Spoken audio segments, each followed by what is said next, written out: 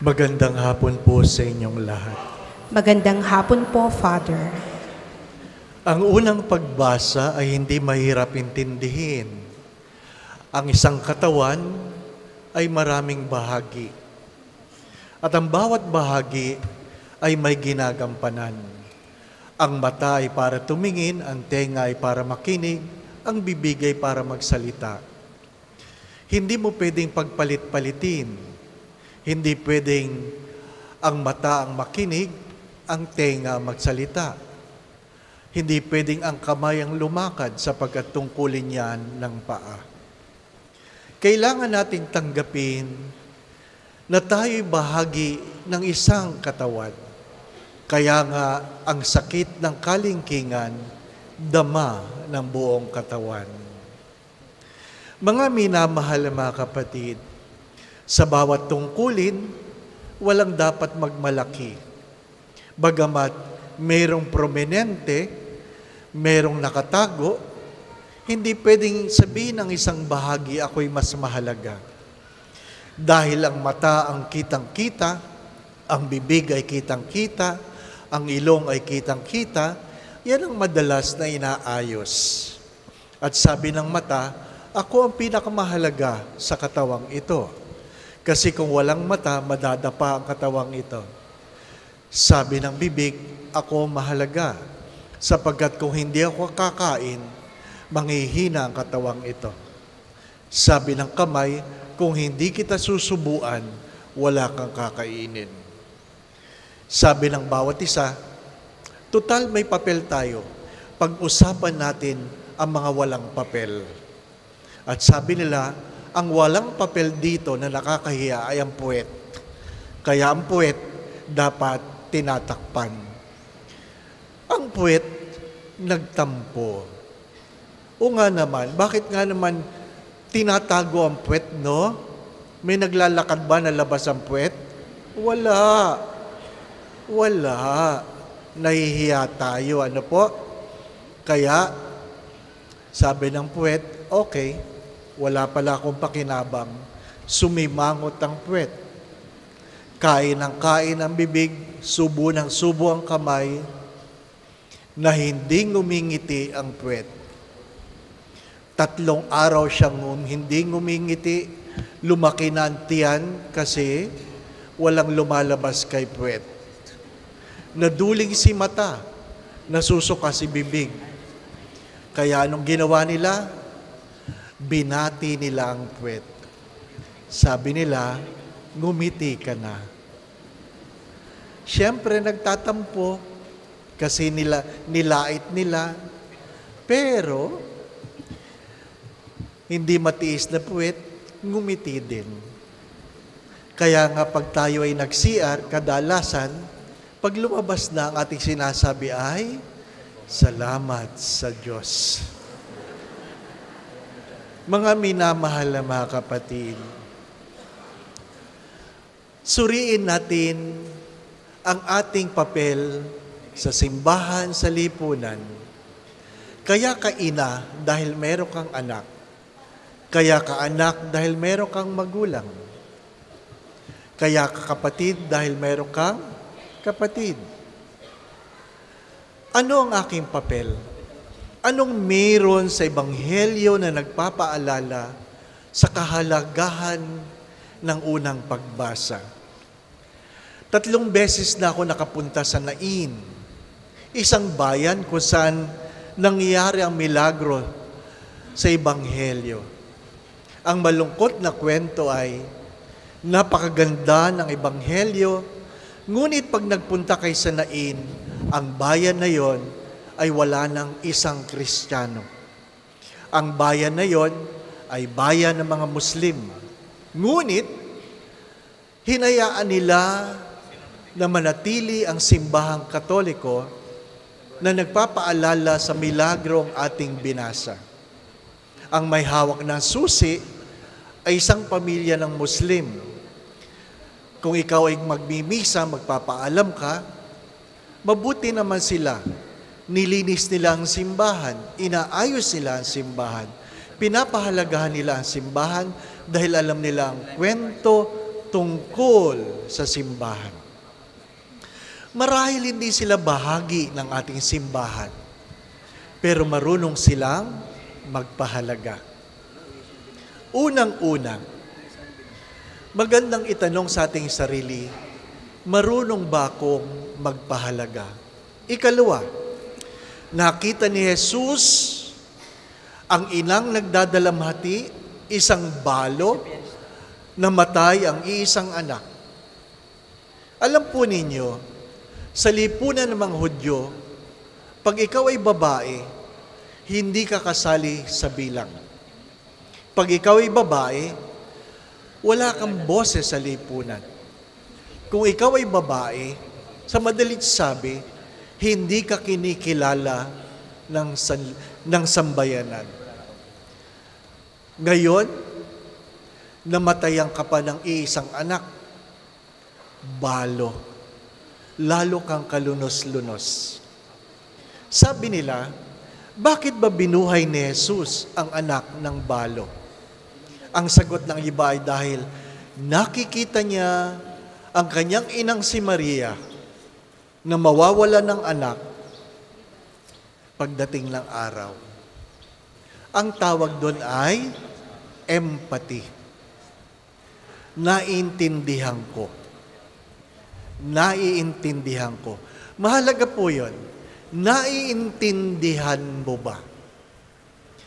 Kasi pagkamisan, kaya mabilis tayo maghusga kasi hindi po natin naiintindihan. Mabilis tayo magpabaya dahil hindi natin naiintindihan.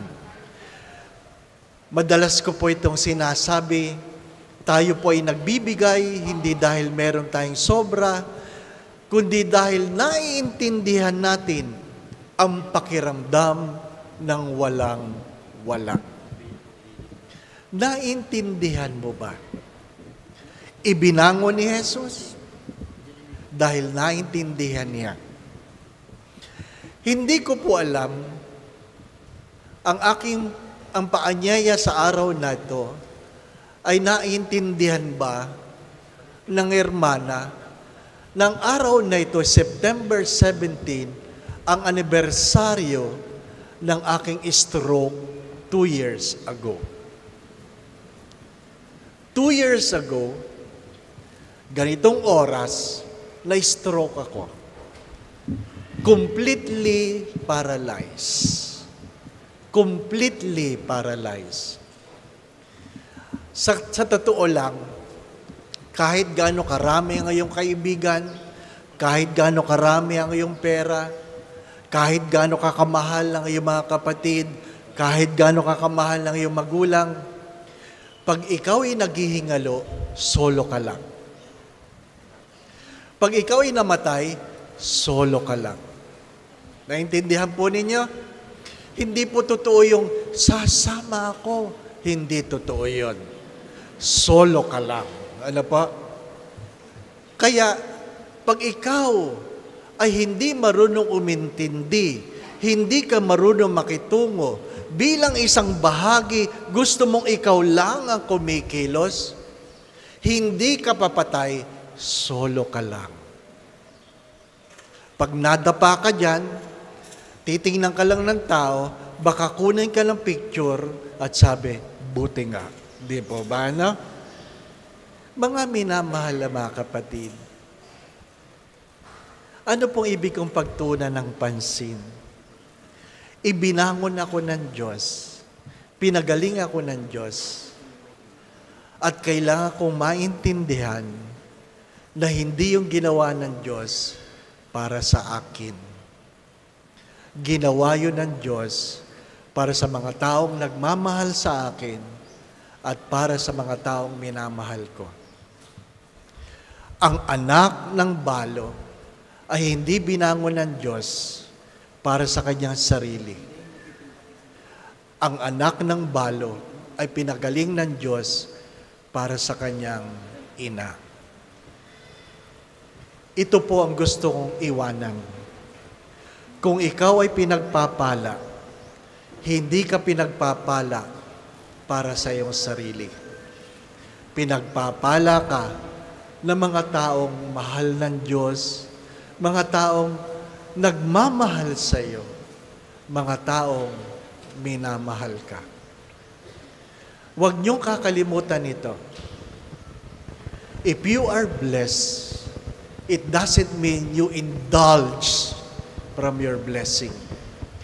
If you are blessed, it means you are called to share. Let me repeat that. If you are blessed, if you are healed, name it. It is not because you have to indulge, magpasasa, but to share. To share. My dear friends, my brothers and sisters, some were sick, not because of their sins. Some were sick because God wants to reveal His love on them. No one is hidden from the eyes of God. No one is spared from the grace of God. Keep this in mind. If you are blessed, it is because you are called to share. Amen. Nagpaalam po ako kay Father Ryan.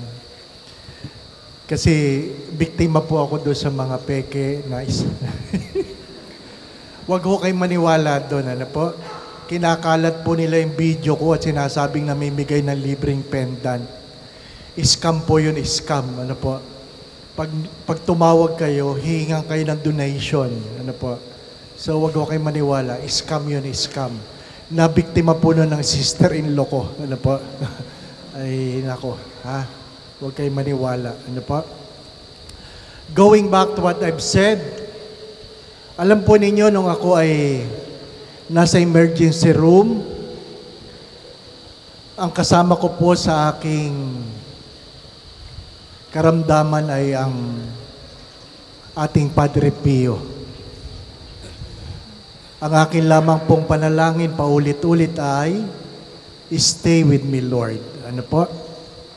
Ni hindi ko po magalaw ang aking daliri kasi paralyzed na. Stay with me, Lord. Hindi ka iiwanan ng Diyos. Inuulit ko, mga minamahal mga kapatid, kung kayo ay nagkasakit, baka kasalanan ninyo. Pero kung kayo ay pinagaling, dahil gustong may pagpalain ang Diyos. Kung kayo ay bumagsak sa klase, kasalanan nyo yon. Pero kung kayo ay pinag-graduate, dahil may gustong pagpalain ng Diyos. Keep that in mind. Every time we are blessed, it is not for us to indulge, but to share our blessing. The Lord be with you. And with your spirit. Bow your heads and pray for God's blessing. Naway ingatan kayo ng Diyos, ilayo kayo ng Diyos sa lahat ng uri ng kapahamakan. Patuloy nawa kayong pagkaluban ng kalakasan, kalusugan, kung meron man sa inyong may karamdaman, sa makapangyarihang pangalan ni Jesus na taga Nazaret, pagkaluban ka ng kagalingan. Gabayan kayo sa inyong mga iniisip at ginagawa. Kung meron man kayong pinagdadaan ng suliranin, tuwangan nawa kayo ng Diyos. Alisin ng Diyos ang inyong mga pagkatakot at pangamba. Dagdagan ng Diyos ang inyong mga pananalig at pananampalataya sa Kanya. Ano man ang inyong paninikluhod, naway pagkaloob ng Diyos ang inyong mga panalangin. Sa tulong at panalangin ng mga banal, lalong-lalo na ng mahal na Birhen, gayon din ni San Jose, ang tapat niyang esposo, ang ating patron, Padre Pio na Petrocina, kayo ang inyong pamilya ay kanyang pagpalain sa ngalan ng Ama at ng Anak at ng Espiritu Santo. Amen. We have celebrated the Eucharist. We go in peace to love and serve the Lord. Thanks be to God.